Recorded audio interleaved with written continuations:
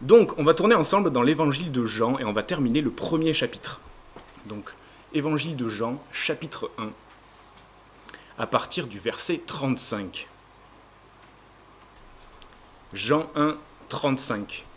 Vous savez que l'évangile de Jean a été écrit par l'apôtre Jean à la fin du 1er siècle. C'est un des disciples de Jésus qui a vécu à ses côtés, qui a été témoin de ce qu'il a dit, ce qu'il a fait, de sa mort et de sa résurrection. Ce texte va nous décrire l'identité de Jésus. Donc, il est Dieu, présent avant la création. C'est tout ce que nous va nous décrire la première partie du chapitre 1. La lumière des êtres humains, celui qui ramène à la vie, la parole faite chair, la vérité, la grâce, la révélation du Père venu pour nous délivrer de notre éloignement de Dieu, donc de notre péché. Jean, qui était appelé le disciple bien-aimé de Jésus, avait aussi un autre surnom. Avec son frère, Jésus les avait appelés les fils du tonnerre. Ça ne démontre pas forcément une grande douceur et une grande tendresse. Simplement, il s'était passé un événement. Jean et son frère étaient avec Jésus, ensemble, et des gens ont insulté Jésus. Et Jean et son frère se sont mis dans une telle colère qu'ils ont demandé à Jésus de faire tomber la foudre du ciel pour punir ces gens. Jésus ne l'a pas fait. Bonjour. Jésus ne l'a pas fait. Mais c'est pour dire que Jean avait ce tempérament impulsif. Mais que Jean a connu Dieu, a passé du temps avec Jésus. Et que Jésus l'a transformé au fil des années. On commence au verset 35 du chapitre 1. Le lendemain, Jean-Baptiste était encore là avec 2 de ses disciples, et, ayant regardé Jésus qui passait, il dit « Voilà l'agneau de Dieu ». Les 2 disciples entendirent prononcer ces paroles, et ils suivirent Jésus. Jean-Baptiste a témoigné, annoncé partout où il le pouvait, que le Christ, la lumière du monde, le Messie, qui donne la vie, arrive. Il arrive. Et il est un témoin de la parole, une voix. Le texte nous dit littéralement qu'il crie comme un corbeau. Je ne sais pas si vous connaissez la blague, hein. Quel est l'animal qui évangélise le plus ? Le corbeau. Parce qu'il dit « Crois, crois, crois !» C'est pas les meilleures blagues, mais en tout cas, c'est ce que nous dit la Bible. Littéralement, Jean-Baptiste était tourné vers Dieu. Il incitait à croire, à se tourner vers le Christ. Et à tous ceux qui se présentent à lui, peu importe leur statut, peu importe leur nombre, leur culture, leurs intentions, il annonce l'arrivée du Christ. Il pointe à Jésus et en Jésus. Et le texte, dans toute cette première partie du premier chapitre de l'évangile de Jean, avant le verset 35, nous décrit les différents baptêmes. Et Jean-Baptiste baptisait d'eau. C'est la manifestation publique de notre foi. Et on fait le choix de reconnaître notre péché, qu'on est loin de Dieu, que seul Jésus peut nous en délivrer, qu'il est le Fils de Dieu, mort pour nous à la croix et ressuscité. Et c'est ce qu'on appelle la repentance. On se repent, on change d'attitude de cœur vis-à-vis de Dieu. Et la Bible nous dit qu'à ce moment-là, le Saint-Esprit de Dieu vient vivre dans notre cœur. Il est scellé en nous. Il n'y a rien qui peut l'empêcher de... Il n'y a rien qui peut le sortir. Il y a un passage dans l'Épître aux Romains où Paul nous rappelle que ni la vie, ni la mort, ni les puissances, ni les dominations, ni les hauteurs, ni les profondeurs, ni les anges, ni le passé, ni l'avenir, ni aucun autre nom d'aucune autre créature ne pourront me ravir de l'amour de Dieu manifesté en Jésus-Christ. Quand on s'est repenti, le Saint-Esprit scelle notre relation avec Dieu. Et donc Jean-Baptiste baptisait d'eau, c'est un baptême physique, matériel. Mais Jésus, lui, baptise de son Saint-Esprit. C'est un baptême spirituel. Et ce baptême est choisi par Dieu, quand il veut, où il veut, sur qui il veut, pour œuvrer à la construction de son Église. Et donc Jean-Baptiste était suivi par des personnes qui avaient cet amour pour Dieu, ce cœur pour Dieu. Elles avaient cru en ce qu'il annonçait, et eux, comme Jean-Baptiste, n'attendaient sûrement qu'une chose. L'arrivée du Messie. Jean-Baptiste avait dit, il allait arriver, on ne savait pas qui c'était, mais il allait arriver, il allait être là, ils allaient le voir. Et dès que l'opportunité s'est présentée, on le voit dans le texte, Jean-Baptiste pointe Jésus et dit « Voici l'agneau de Dieu, celui qui est dépendant du Père, celui qui a été envoyé par Dieu pour nous. » Les disciples n'hésitent pas, ils vont suivre Jésus. Et cela révèle une chose assez belle sur le cœur des disciples. Ils voulaient simplement connaître Jésus. Et ça révèle aussi le cœur de Jean-Baptiste. Jean-Baptiste enseigne, son enseignement, sa foi était réellement centrée sur Jésus, non sur lui-même ou autre chose. Leur foi était simple, elle était pour Christ, en Jésus. Et donc leur désir était de le connaître et de s'approcher de lui, passer du temps avec lui, rien d'autre. Au verset 38, Jésus se retourna, et voyant qu'ils le suivaient, il leur dit « Que cherchez-vous » Ils leur répondirent « Rabbi », ce qui signifie « maître ». « Où demeures-tu » ?»« Venez, leur dit-il, et voyez. » Ils allèrent, et ils virent où il demeurait. Et ils restèrent auprès de lui ce jour-là. C'était environ la 10e heure.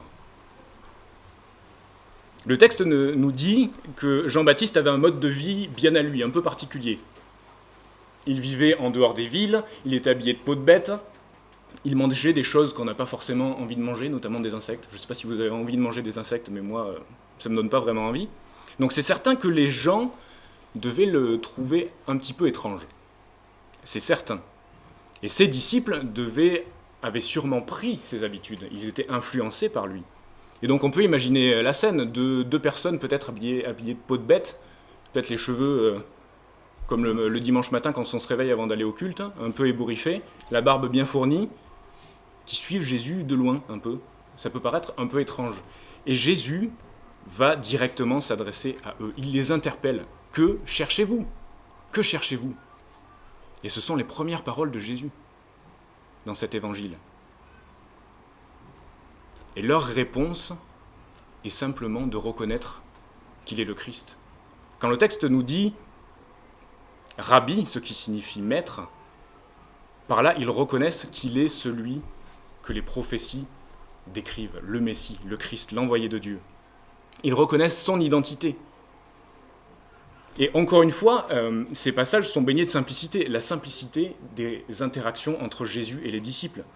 Jésus se retourne, s'adresse à eux, « Mais que cherchez-vous » Et les disciples lui répondent simplement, « Toi, est-ce qu'on peut passer du temps avec toi, s'il te plaît ? Où est-ce que tu habites ? Où est-ce que tu demeures ?» Et Jésus les invite, il les accueille chez lui, à passer du temps avec lui, et ils vont passer une journée entière avec Jésus.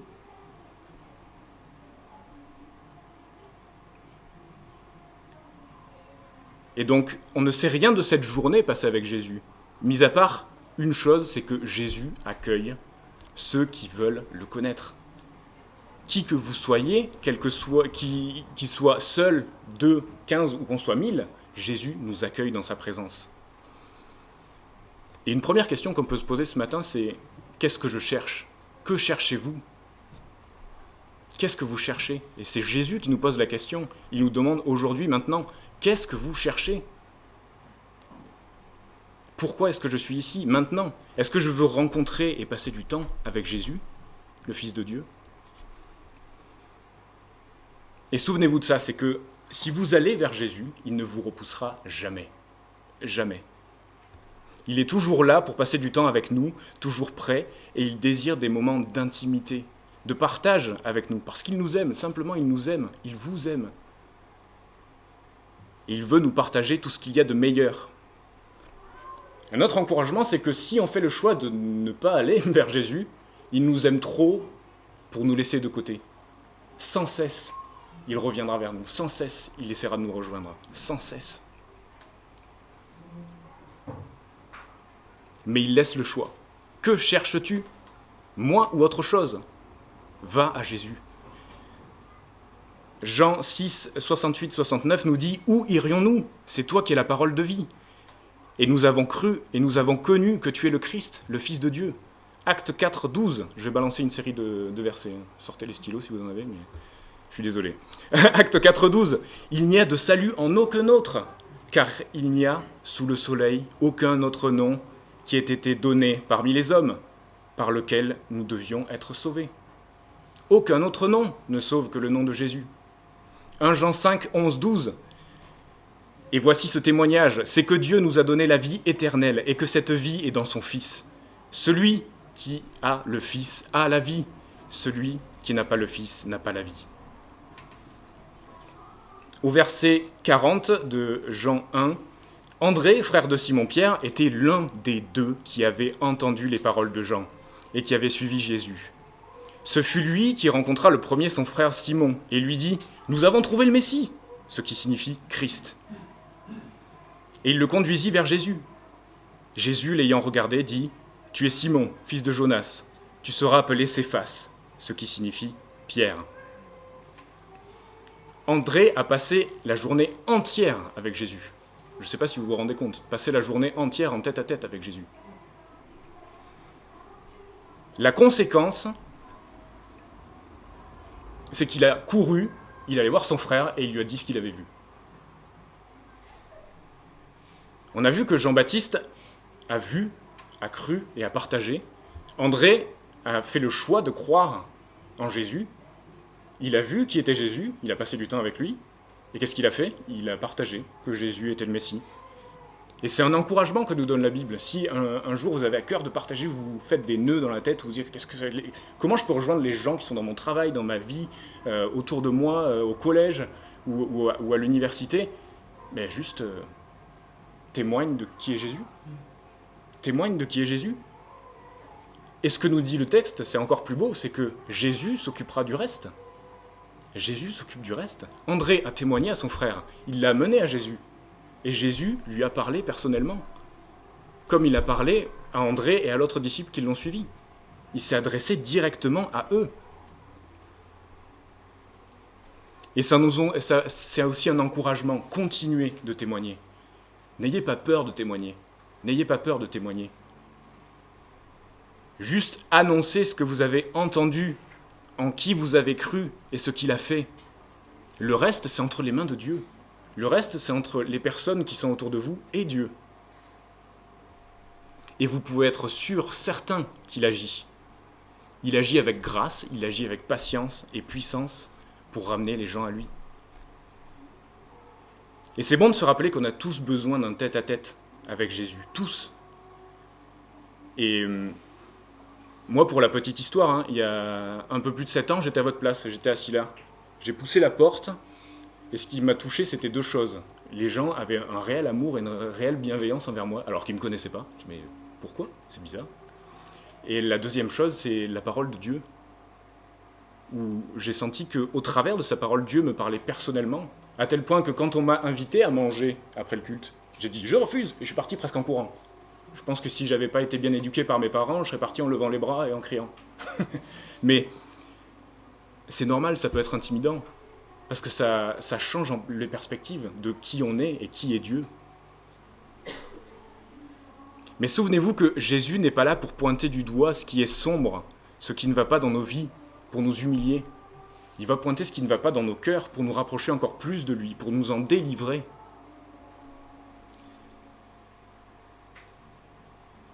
Notre Dieu n'est pas un Dieu qui culpabilise, qui humilie, qui menace. On a un Dieu d'amour, on a un Dieu de grâce, on a un Dieu de vérité, qui nous aime tel qu'on est. Et il veut nous aimer, nous aider, nous rencontrer chaque jour dans cet endroit intime qu'est notre âme. Au verset 43, « Le lendemain, Jésus voulut se rendre en Galilée, et il rencontra Philippe, et il lui dit « Suis-moi ». Philippe était de Bethsaïda, la ville d'André et de Pierre. Donc André est allé vers Jésus. Et cette fois, c'est Jésus qui va vers Philippe et lui demande de le suivre. Et Philippe choisit de lui faire confiance. Encore une fois, c'est très simple. « Hey, suis-moi !»« Ok, je te suis. » C'est peut-être un petit peu plus compliqué dans la réalité. Mais ce que nous dit la Bible, c'est qu'il y a eu ce pas de foi de Philippe de choisir de suivre Jésus. Et plusieurs passages dans les évangiles nous parlent de lui. Dans Jean 6, au verset 7, quand Jésus est devant des milliers de personnes, littéralement des milliers de personnes, il demande à Philippe « Comment on va faire pour les nourrir ?» Et le texte nous dit « Jésus disait cela pour l'éprouver, car il savait déjà ce qu'il allait faire. »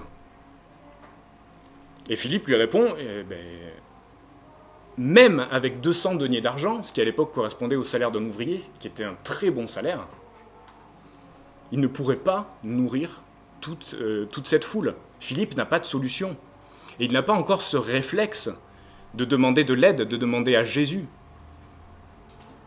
Et plus tard, même, Philippe va demander à Jésus de lui montrer le Père, de leur montrer le Père. Et Jésus lui dit, mais Philippe, tu ne comprends pas que je t'ai déjà montré le Père, que celui qui me voit le Père. Il n'y a aucun doute que Philippe aime Jésus, lui fait confiance, lui a fait confiance. Mais il y a des choses qu'il ne comprend pas encore. Et cet homme, parfois sans solution devant un problème, qui s'appuie sur son intelligence plus que sur Jésus, ne saisissant pas complètement l'identité du Christ, ce qu'il est capable de faire va être transformé au fil des années passées avec Jésus en un homme qui, dans le livre des Actes, quand le Saint-Esprit lui dit « Cours vers ce char », il y a un chariot qui transporte un Éthiopien qui est en train de lire le livre d'Ésaïe, et le Saint-Esprit lui dit simplement de courir là-bas. Il ne lui explique pas pourquoi, et Philippe accourt.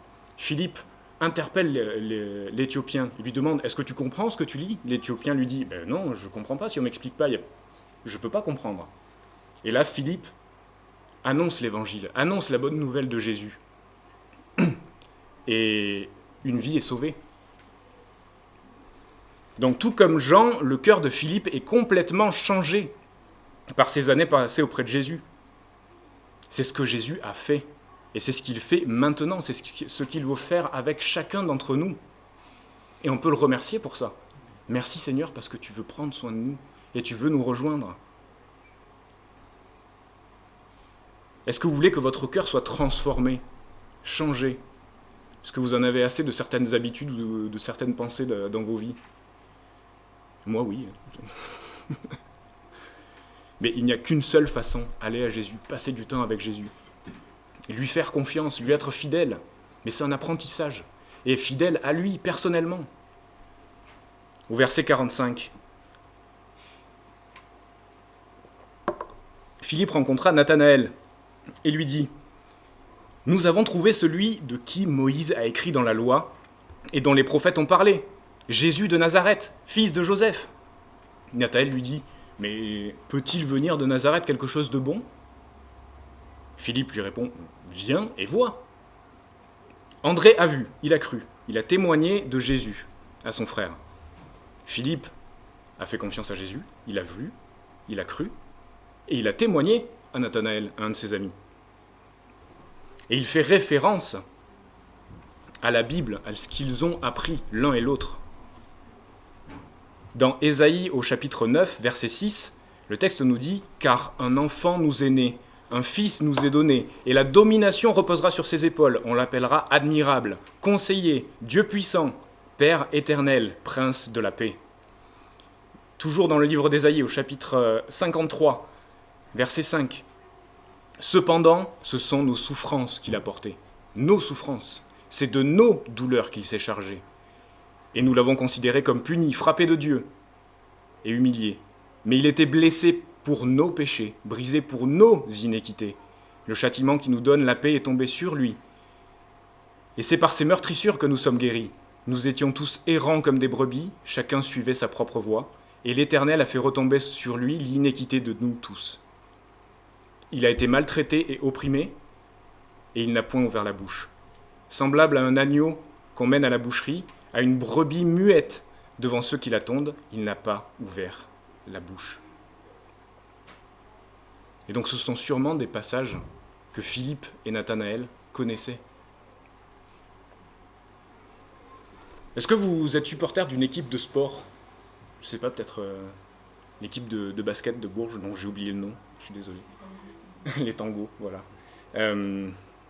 Vous avez remarqué la fierté qu'on peut avoir de parler d'une équipe qu'on supporte ? Moi, je sais que j'aime beaucoup le rugby, je suis né à Toulouse, et c'est réputé pour être une ville de rugby.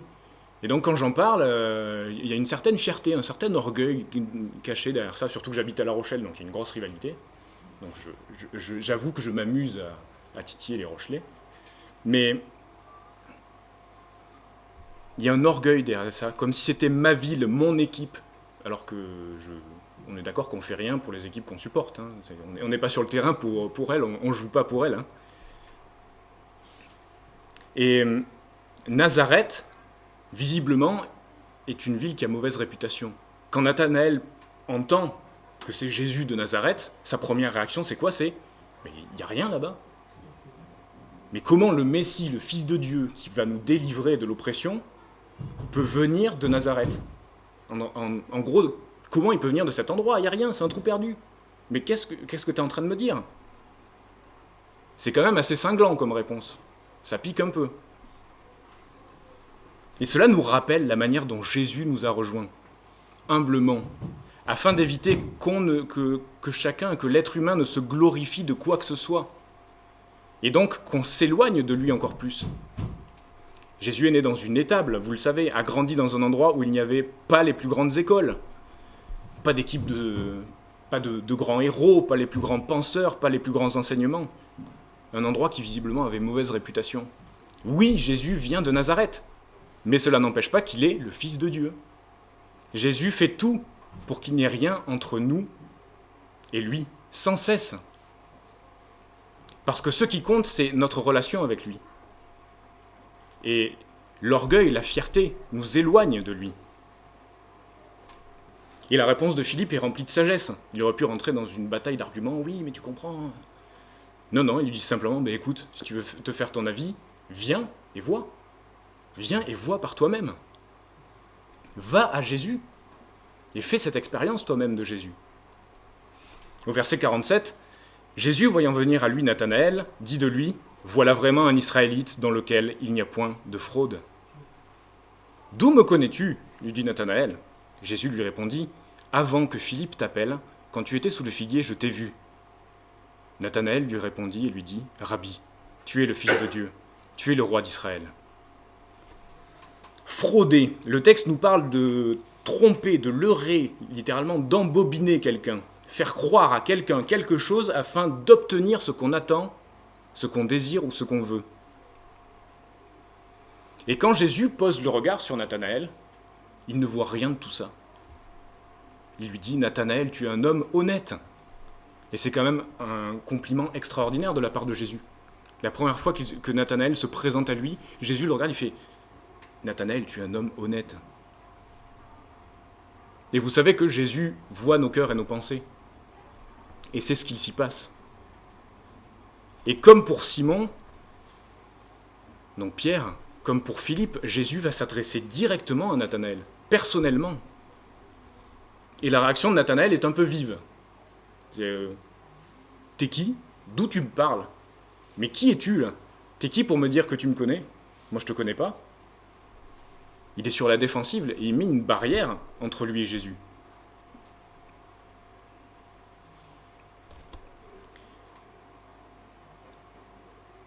Est-ce que vous avez l'image d'un figuier? Si je vous parle du figuier, est-ce que vous avez l'image de cet arbre? Non, c'est pas grave.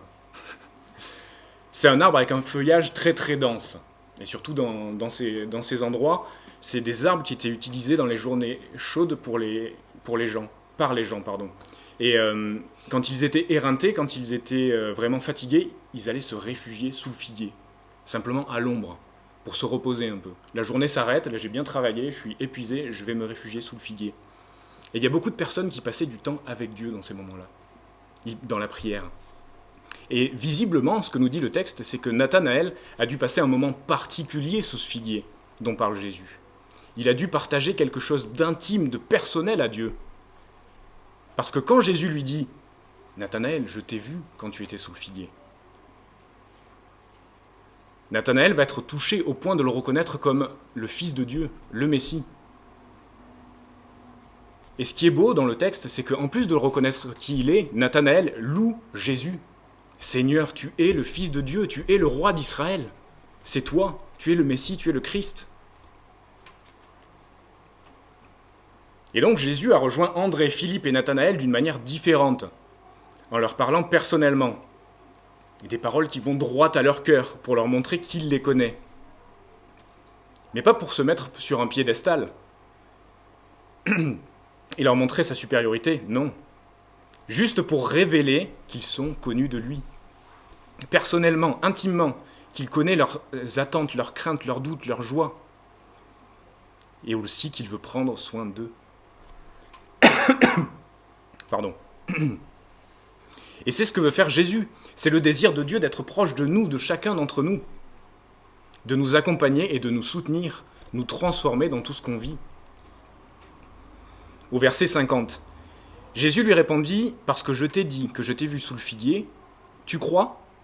Tu verras de plus grandes choses que celles-ci. » Et il lui dit « en vérité, vous verrez le ciel ouvert et les anges de Dieu monter et descendre au-dessus du Fils de l'homme. » Est-ce que vous connaissez les chèvres naines ? Elles ont la capacité de de tout manger dans un jardin. Elles mangent presque tous les végétaux. Ce sont des tondeuses sur pattes, littéralement. Elles ont aussi un comportement assez étonnant face au danger. Là où la plupart des animaux vont s'enfuir ou essayer de se défendre, elles vont se raidir et tomber sur le côté. On est d'accord que c'est pas top comme méthode de défense. S'il y a une situation un peu inattendue, c'est pas une situation d'avenir. Est-ce que ça vous est déjà arrivé de vivre des situations ou un événement qui vous bloque littéralement ? Vous êtes un peu frisé, là. Vous n'arrivez pas à comprendre ce qui se passe. Que ce soit par surprise, par sidération ou par peur. Et les disciples aiment Jésus, croient qu'il est le Fils de Dieu, lui font confiance. Mais ils ont leurs propres idées de ce que ça représente. Et ils n'ont aucune idée de ce que cela implique réellement. Et rappelez-vous que Jésus nous aime réellement, et il n'est pas venu pour répondre à nos désirs ou nos attentes. Il est venu pour faire la volonté de Dieu, le servir, nous révéler le Père et mourir à la croix. Et Jésus va révéler son identité au travers de choses extraordinaires, mais il va le faire petit à petit, étape par étape. Il y va crescendo, littéralement, pour que les disciples n'aient pas peur, ne prennent pas peur, ou bloquent littéralement comme des chèvres naines. Et on le voit dans la Bible, il y a beaucoup de passages où les disciples sont confrontés à leur manque de foi et à qui est Jésus. Les passages dans la barque, quand les disciples sont au milieu d'une tempête, Jésus est à l'arrière, il dort.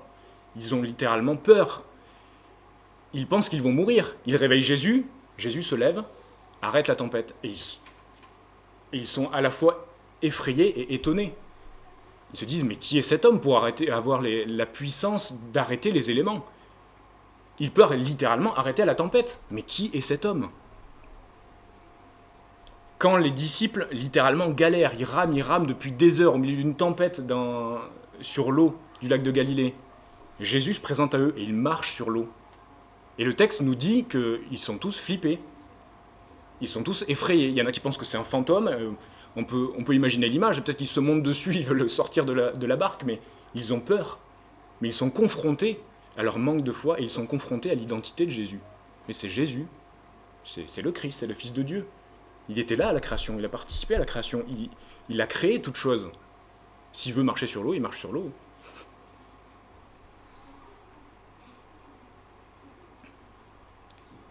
Et donc, ils sont mis à l'épreuve. Les disciples sont mis à l'épreuve. Et ne vous trompez pas, c'est une chance de se retrouver dans une situation où on est incapable de faire quoi que ce soit. Incapable de comprendre ce qui se passe, d'avoir une solution. C'est une occasion que Jésus nous donne de reconnaître notre besoin de lui. D'aller lui demander quoi faire, son secours, son soutien. Et vous savez, on n'est rien comparé à Jésus. Rien du tout. Et pourtant, il est quand même venu pour nous donner sa vie, par amour pour nous. Et il n'y a aucun doute que Jésus sait ce qu'il fait dans nos vies. Et il n'y a aucun doute qu'il travaille dans la vie de chacun. Et souvenez-vous que ce qui est vrai sur Dieu ou sur le cœur des hommes il y a 2000 ans, eh bien c'est vrai aussi pour nous maintenant, aujourd'hui. Ça n'a pas changé. Dieu ne change pas et notre cœur ne change pas. Dieu nous connaît et sait se révéler petit à petit dans nos vies, selon les épreuves, selon les moments qu'on traverse. Et on est comme ces hommes et ces femmes qui aiment Jésus. On croit en lui, on sait qu'il est Dieu, on lui fait confiance. Mais on ne se rend peut-être pas compte de l'étendue de qui il est. Et notre foi en lui va être mise à l'épreuve, comme la foi des disciples a été mise à l'épreuve, par les événements et surtout par son identité. Et c'est une bonne chose d'être mis face à nous-mêmes, les forces que l'on pense avoir, alors que ce n'est rien comparé à ce dont Jésus est capable. Et donc une autre question, c'est est-ce que je fais confiance à ce que j'ai appris, ce que je comprends, ou je fais juste confiance à Dieu? Parce que Jésus nous demande d'avancer en lui faisant confiance. Et c'est difficile. Et parfois on aimerait comprendre ce qui se passe dans nos vies. Mais la Bible nous dit, on peut faire confiance à Jésus. Jésus nous dit, je suis le bon berger, je te connais comme je connais Nathanaël, Philippe, Simon, Jean-Baptiste.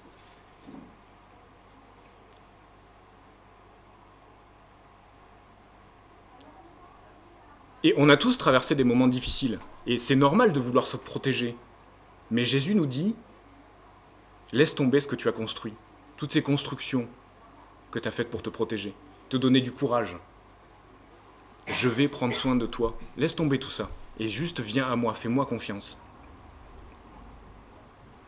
Et vous savez que c'est difficile de résoudre un problème que l'on ne voit pas. Si on pense qu'il n'y a pas de problème, on ne peut pas résoudre le problème.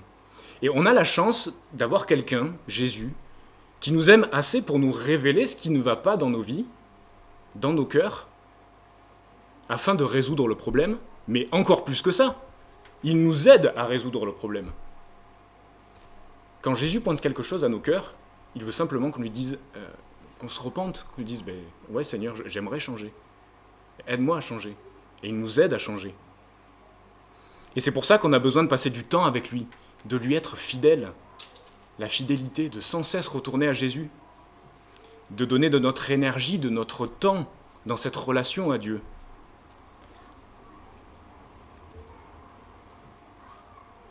Et on peut se rappeler ces disciples, regardez Jean, l'un des fils du tonnerre qui voulait faire tomber la foudre sur des personnes qui avaient insulté Jésus.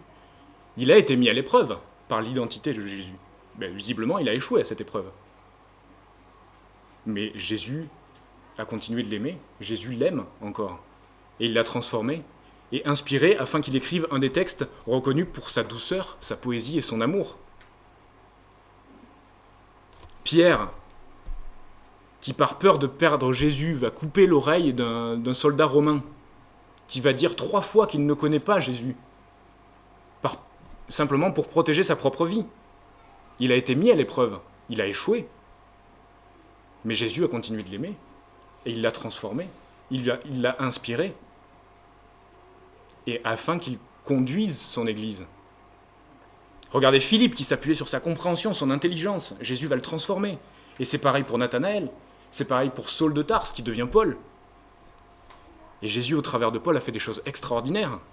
Et Jésus sauve, Jésus aime et Jésus transforme. Et au verset 51, le texte nous dit... Jésus dit, en vérité, vous verrez désormais le ciel ouvert, les anges de Dieu monter et descendre au-dessus du Fils de l'homme. Et vous pouvez prendre le chapitre 28 du livre de la Genèse, chapitre 28 au verset 10.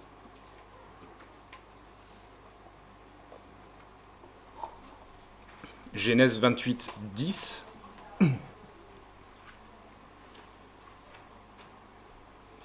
Jacob partit de Beersheba et s'en alla à Charan.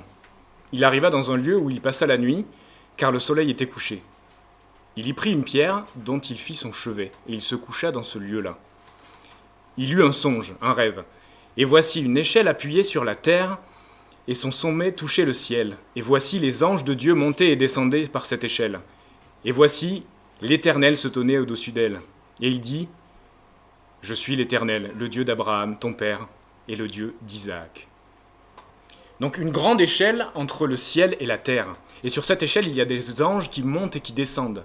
Une échelle entre le ciel et la terre, un lien direct entre le monde terrestre et les cieux, entre le monde matériel et le monde spirituel. Un moyen d'aller à Dieu, directement à Dieu, et de voir des choses extraordinaires se produire. Ce lien entre nous et Dieu, par lequel la puissance de Dieu se manifeste, c'est simplement Jésus. C'est Jésus. Il n'y a qu'un seul moyen d'aller à Dieu, et c'est Jésus, c'est de croire en Jésus. C'est par lui que l'on a accès à Dieu. par lui que Dieu agit pour nous changer, nous transformer et témoigner de qui il est. 2 Corinthiens 5,18 nous dit « Et tout cela vient de Dieu, qui nous a réconciliés avec lui par Christ et qui nous a donné le ministère de la réconciliation. Car Dieu était en Christ réconciliant le monde avec lui-même, n'imputant point aux hommes leurs offenses, et il a mis en nous la parole de la réconciliation. Nous faisons donc les fonctions d'ambassadeurs pour Christ, comme si Dieu exhortait par nous. Je vous en supplie, au nom du Christ, soyez réconciliés avec Dieu. Parce que c'est lui qui n'a pas connu de péché, lui qui était innocent de tout péché. Il l'a fait devenir péché pour nous, afin que nous devenions en lui justice de Dieu. Jésus est mort pour toi. Jésus est mort pour chacun d'entre nous. Et courage, tenez le coup, on a presque terminé. Le texte nous parle du Fils de l'homme. Et le peuple juif, maintenant comme à l'époque, attendait un sauveur, avec des attentes tout à fait humaines, matérielles, terre à terre. Les Romains avaient envahi Israël. Donc ils s'attendaient à un roi, un dirigeant puissant, un chef militaire, afin de les délivrer des Romains, des personnes qui l'oppressaient et le menacent. Mais voilà comment Jésus se présente, le Fils de l'homme, le Fils, l'enfant, l'héritier, l'image de son Père, c'est ce que nous dit la Bible. Il est l'image du Dieu invisible, le premier-né de toute la création. Jésus ne dit pas « je suis le roi », celui qui a autorité sur vous. Il dit « je suis le Fils », celui qui est envoyé par son Père. Il ne dit pas « je suis le Tout-Puissant ». Il dit « je suis le Fils », celui qui dépend complètement du Père, qui est là pour le servir, lui obéir. Et pourtant, Jésus est le roi des rois, on l'a chanté tout à l'heure. Il est le Tout-Puissant, il a autorité sur nos vies. Mais cette autorité, cette puissance, sont baignées dans son amour pour nous, sa tendresse, son affection envers chacun d'entre nous. Jésus est le Fils, celui qui est envoyé par son Père pour accomplir une mission particulière. Venu nous donner ce dont on avait besoin, d'être réconcilié avec Dieu, d'être délivré de l'oppression du péché, de notre chair, de la mort, du diable, devant lequel on est désarmé. On est désarmé devant tout ça. Et il se présente comme le lien entre nous et Dieu, celui qui nous révèle Dieu, nous amène à lui afin qu'on le connaisse, qu'on puisse expérimenter sa présence, vivre sa présence, qu'il puisse nous transformer. Jésus est le chemin, la vérité et la vie, celui qui donne la vie. Et on va terminer avec un dernier verset. Hébreux 1, 2 nous dit, Hébreux chapitre 1, verset 2 nous dit « Dieu nous a parlé ces derniers jours par son Fils, qu'il a établi héritier de toutes choses et par lequel il a fait les siècles, et qui, étant le reflet de sa gloire et l'empreinte de sa personne, et soutenant toutes choses par sa parole puissante, a fait la purification des péchés, et s'est assis à la droite de la majesté divine, dans les lieux très hauts. » Jésus est bien plus que ce qu'on imagine, bien plus. Et donc à la fin de ce chapitre 1, Jésus avait à ses côtés des croyants qui étaient ses disciples. Et on l'a vu, ils n'ont pas tout abandonné dès le départ pour le suivre. Ça viendrait plus tard. Mais ils lui ont fait confiance. Et c'est ce que Jésus nous demande à chacun. Fais-moi confiance dans les parties difficiles de ta vie, et même dans les parties heureuses de ta vie. Fais-moi confiance.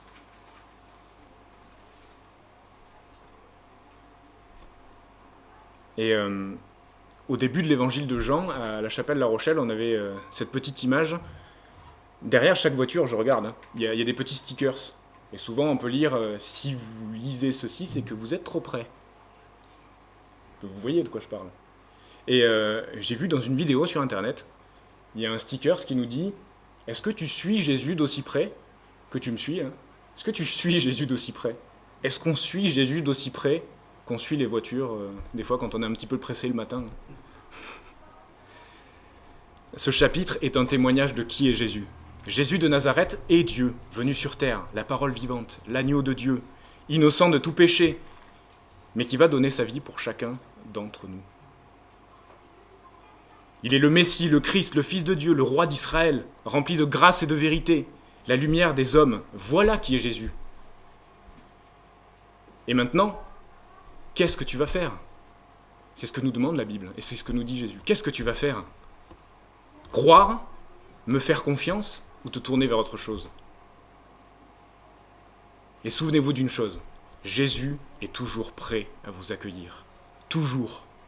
La Bible nous dit, et on va terminer par ça, vous avez tout pleinement en lui. Tout, qui est le chef de toute domination et de toute autorité. On prie ensemble? Merci Jésus parce que t'es le chef de toute domination et de toute autorité, t'as autorité sur nos vies. Et merci parce que tu nous aimes. Tu nous aimes d'un amour qui est insondable et qu'on a du mal à percevoir. Et on te prie Seigneur que tu puisses vraiment nous révéler qui tu es à chacun. Étape par étape comme tu me l'as fait pour les disciples. Que tu puisses nous remplir de foi en toi, nous aider à te faire confiance dans chacune des parties de nos vies Seigneur. On a besoin de toi, on s'en remet à toi. On veut simplement te louer et te dire à quel point on t'aime. Et te demander pardon aussi pour notre péché. Pardon Seigneur, pardon pour notre orgueil, pardon d'être loin de toi, pardon de manquer de confiance en toi. Mais merci parce que tu es toujours là pour nous rejoindre. On t'aime Jésus, en ton nom. Amen.